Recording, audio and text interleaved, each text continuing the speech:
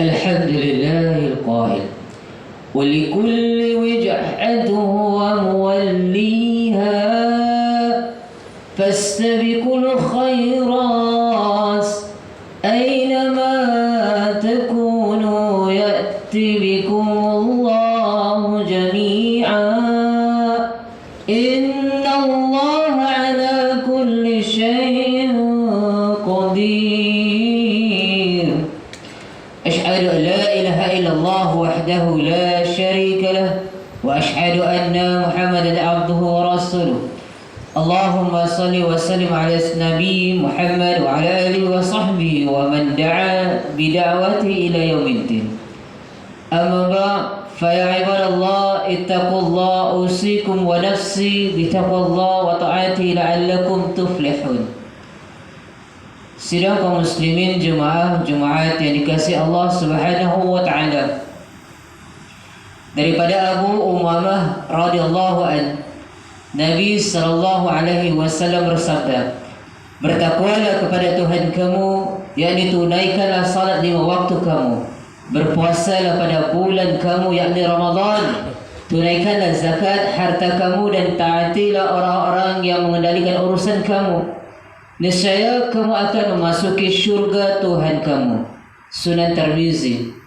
Saudara jemaah yang mulia yang dirahmati Allah sekalian, dalam setahun tuan-tuan mengandungi 12 bulan. Allah yang maha pemurah lagi maha mengasihani mengurniakan kepada kita semua satu bulan yang penuh bermakna dengan penuh keberkatan.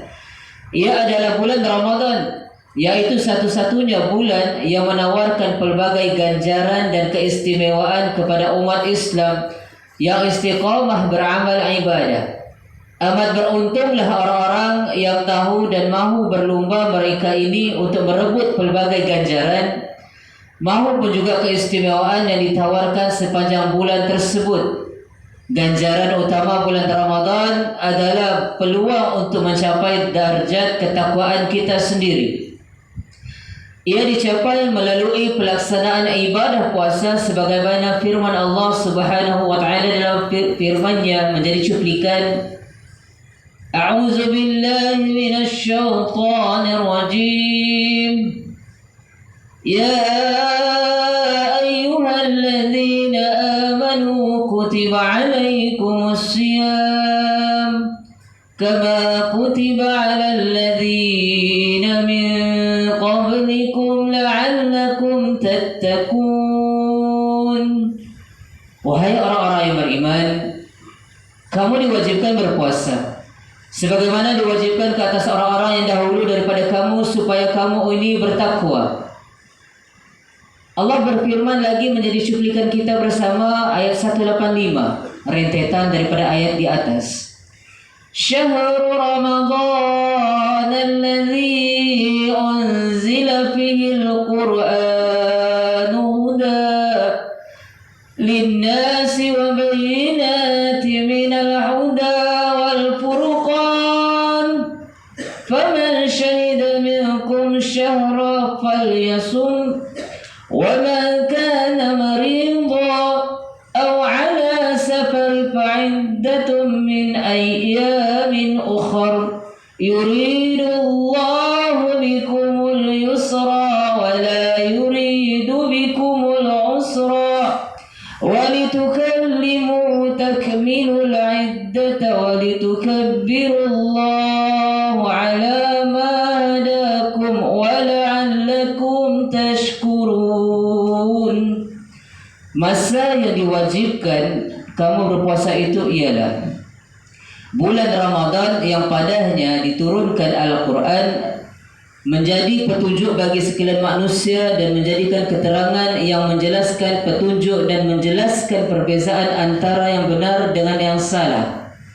Oleh itu tuan-tuan, siapa sahaja dari antara kamu yang menyaksikan anak bulan Ramadan atau mengetahuinya maka hendaklah ia berpuasa pada bulan tersebut.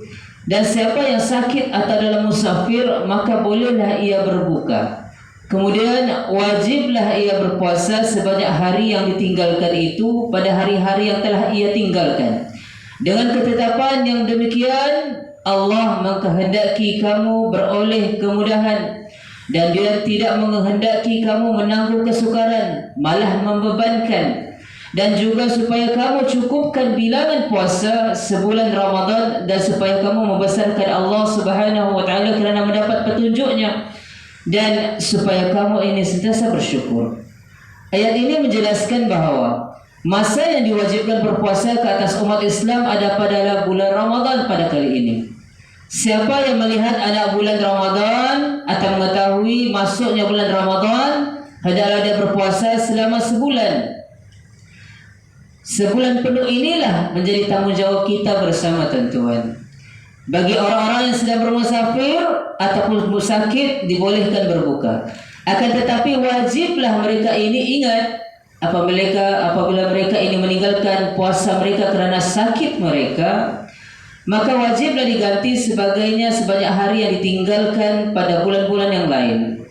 Petikan ayat 185 dalam surah Al-Baqarah itu juga menjelaskan bahawa salah satu keistimewaan bulan Ramadan berbanding bulan-bulan lain ialah peristiwa nuzul Al-Quran.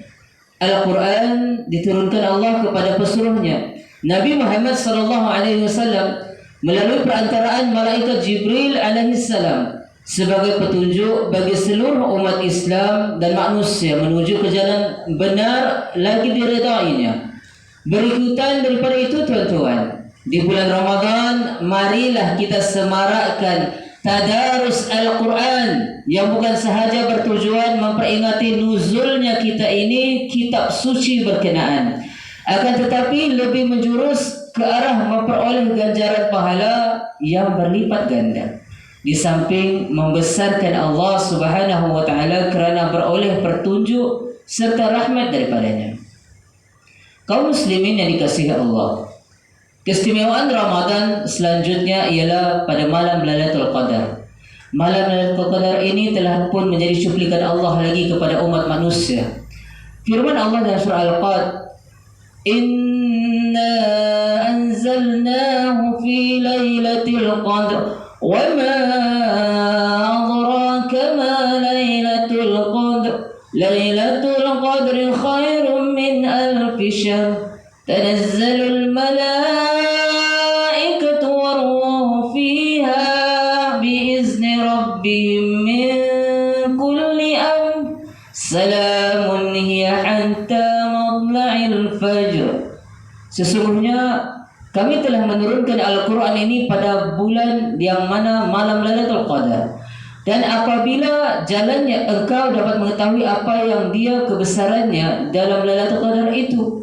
Malam Lailatul Qadar itu lebih baik daripada 1000 bulan.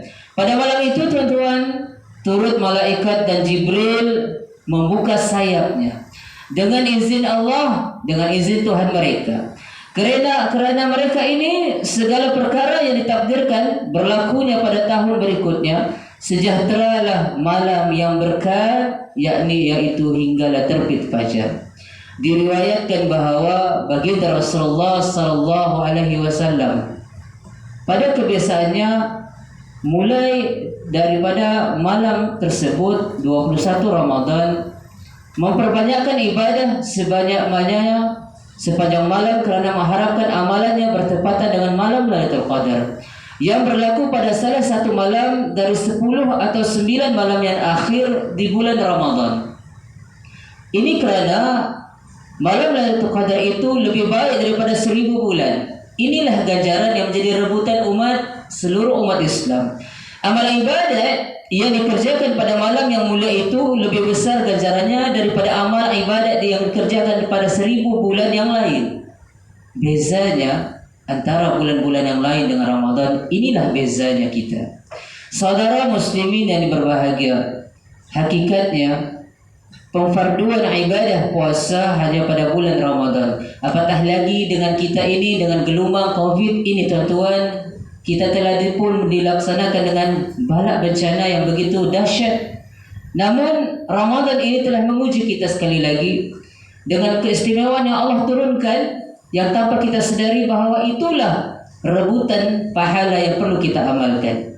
Peristiwa nuzul Al-Quran pula terjadi pada bulan Ramadan. Kena ingat, Pada bulan itu tersebut, malam Lailatul Qadar juga hanya berlaku di bulan Ramadan. Begitu juga dengan salat tarawih hanya dilaksanakan pada malam-malam Ramadan.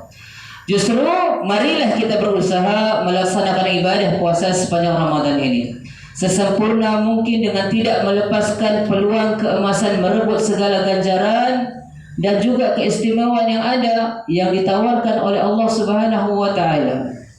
Ibadah puasa yang sempurna dikerjakan dengan penuh keimanan, keikhlasan dan ketaatan akan beroleh maghfirah dari Allah yang Maha Pengampun lagi Maha Mengasihani.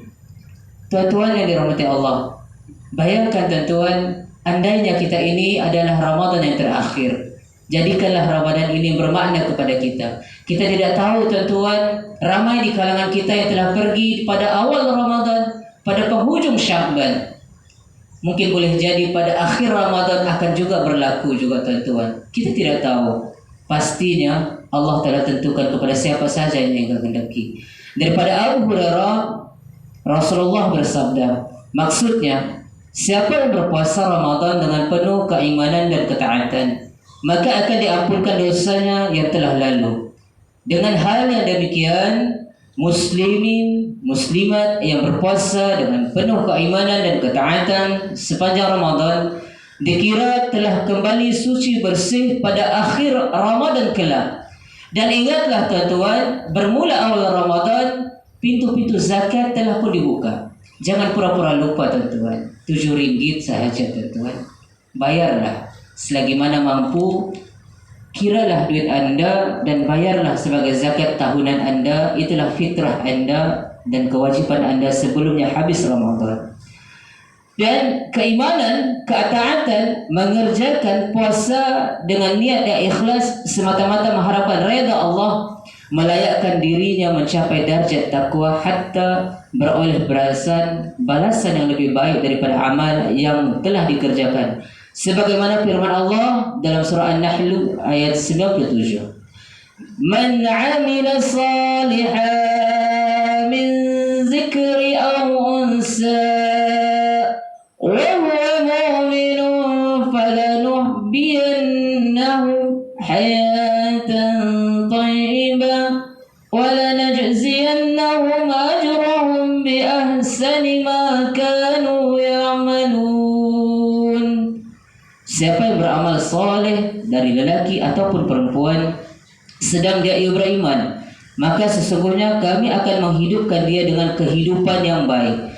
Dan sesungguhnya kami akan membalas mereka ini dengan memberikan pahala yang lebih baik daripada apa yang telah kamu kerjakan, yang telah dikerjakan setiap orang. Barakallahu li wa lakum fil Qur'anil azim wa nafa'ani wa iyyakum bima fihi min al-ayati wa zikril hakim wa taqabbal minni wa minkum tilawatahu innahu samiun alim. Aqulu qawli hadza wa astaghfirullahal azim li wa lakum wa li sairil muslimina wal muslimat wal mu'minina wal mu'minat al ahya'i minhum wal amwat fastaghfiruhu innahu huwal ghafurur rahim.